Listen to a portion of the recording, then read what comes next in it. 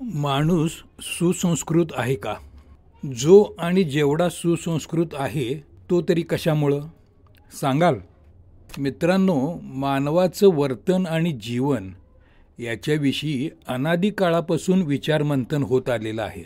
माणसाच्या वर्तनाचा विचार जगभरातील अनेक पिढ्यांनी केलेला आहे. रानटी अवस्थेपासून संस्कारित अवस्थेपर्यंत माणसाची जी वाटचाल झाली ती होण्यासाठी अनंत यत्न प्रयत्न झालेले आहेत. भारतातील प्राचीन दर्शनं हा या संदर्भातला अमूल्य ठेवा आहे. सांप्रत मी बोलतोय त्यातल्या जैन दर्शनाबद्दल. हा आहे मोहन हवालदार आठवणींचा पिटारा. जैन मत या उपमालिकेत आजचा भाग आहे 7वा भाग. जैन धर्माचं प्राचीनत्व संशोधकांनी समाजापुढं आता आणलेलंच आहे. तीर्थंकरांची थोर परंपरा सर्वांना ज्ञात आहे. 24वे तीर्थंकर महावीरांनी केलेले उपदेश हे सुसंपादित आणि अतिशय प्रगल्भ आहेत. ती एक मोठी मास मूव्हमेंट आहे.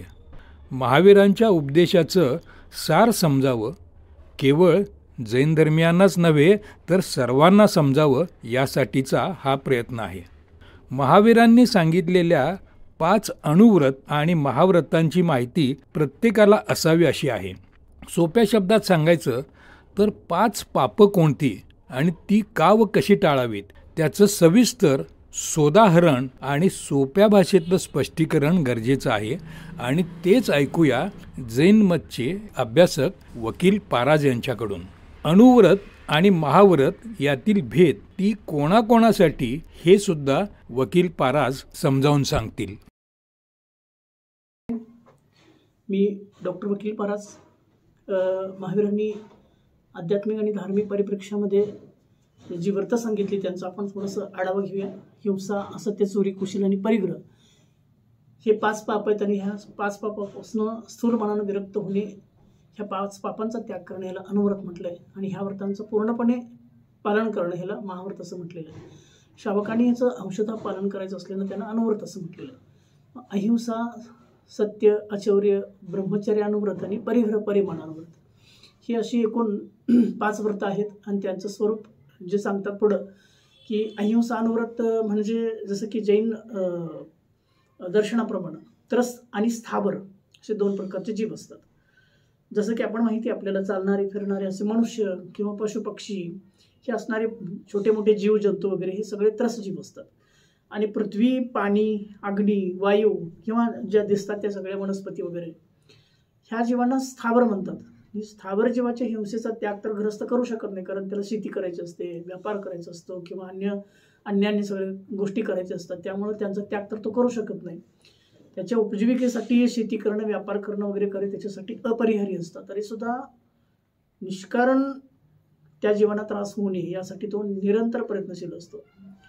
त्रसजीवांची हिंसा 4 प्रकारची सांगितलेली आहे. एक संकल्पी आहे, एक आरंभी आहे, त्याच्यानंतर एक उद्योगी आहे आणि विरोधी आहे.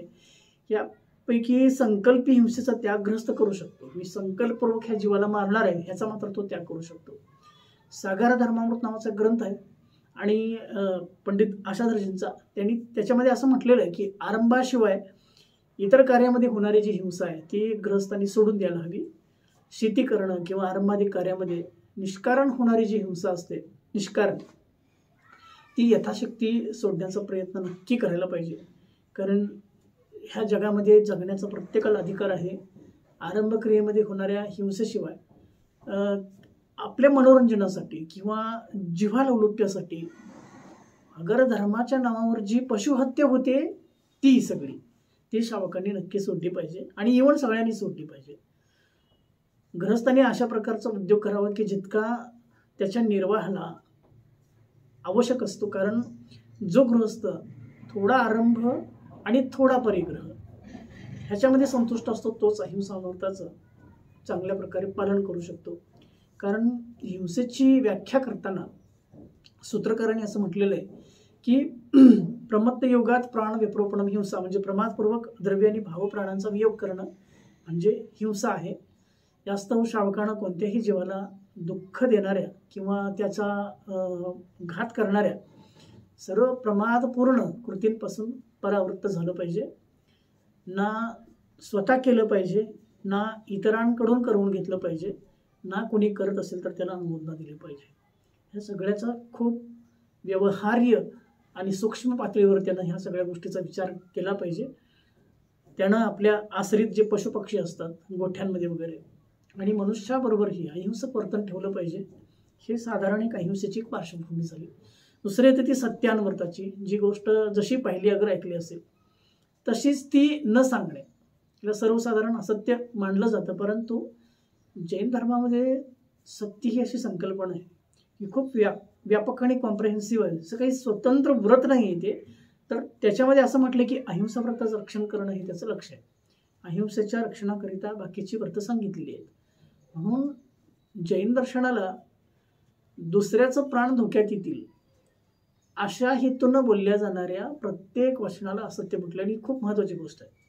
सत्याची ही संकल्पना महात्मा गांधींनी पण उचलून धरली होती. एखाद्या जीवाचा घात होणार असेल असं सत्य बोललं जात असेल तर ते सगळं असत्याच्या कोटीमध्ये येतं. एखाद्या सत्यवचनामुळे एखाद्याचे प्राण धोक्यात येत असतील तर त्या वचनाला सुद्धा असत्य म्हटलं. अशा प्रकारे लोक डांबावरची वीज चोरणं, कर चुकवणं, भेसळ करणं, भ्रष्टाचार करणं, अफरातफर करणं पाप आहे याची जाणीव मित्रांनो महावीरांच्या तत्त्वज्ञानाच्या अभ्यासातून आजच्या माणसाच्या मनावर अगदी कोरली जाऊ शकते. म्हणजे महावीरांच्या अणुव्रताचा विचार हा आजसुद्धा सार्वत्रिक आणि सार्वभौम आहे. सत्याचा आग्रह म्हणजे सत्यानुव्रत आणि चोरी न करणं म्हणजे अचौर्य अणुव्रत. याचे बारकावे जर तुम्ही समजून घेतले तर अगदी थक्क व्हाल. डॉक्टर वकील पाराज यांनी केलेलं सत्यानुव्रत आणि अचौर्य अणुव्रत यांचे तपशील किंवा स्पष्टीकरण जरा कान देऊन ऐका.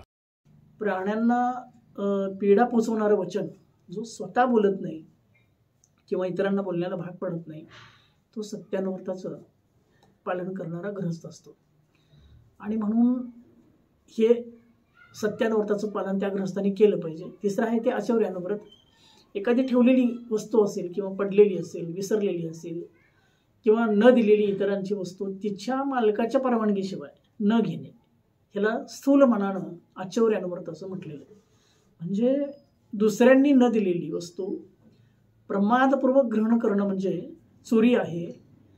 या स्थूल चोरीपासून परावृत्त होणे ह्याला अचौर्य अनुभृत असं जैन दर्शनाने सांगितलेलं आहे. याप्रमाणे चोरी करणं अत्यंत वाईट आहे असं समजून अचौर्य अनुव्रत धारण करणारा जो श्रावक असतो त्यानं अचौर्य अनुव्रतासंबंधी लागणारे जे अन्य काही अतिचार किंवा त्या ग्रंथामध्ये जे काही दोष सांगितले त्याला अतिचार म्हणतात, त्या दोषांचा त्याग करणं त्याच्यासाठी इष्ट आहे. दुसऱ्यांना चोरी करायला स्वतः प्रेरणा देणं त्याला स्तेन प्रयोग म्हटलेलं आहे. चोराने आणलेला एखादा माल आहे ज्याला आपण चोर बाजारामध्ये घेतो किंवा कमी किमतीमध्ये घेतो त्याला तुदारता दान असं म्हटलेलं आहे. सामाजिक परिप्रेक्ष्यामध्ये आज सुद्धा तो किती म्हणजे महत्त्वाचा मुद्दा आहे. देशाच्या कायद्याविरुद्ध काळा बाजार करणं, टॅक्स चुकवणं किंवा भ्रष्टाचार करणं, कर चुकवणं ह्याला विरुद्ध राज्यातिक्रम असं म्हटलेलं आहे. वजने मापे चुकीची वापरणं म्हणजे देताना अधिक मापानं घेणं आणि देताना कमी मापाने देणं हा हिनाधिक मानून मान असं म्हटलेलं आहे. त्याला असं संबोधलेलं आहे. तर एका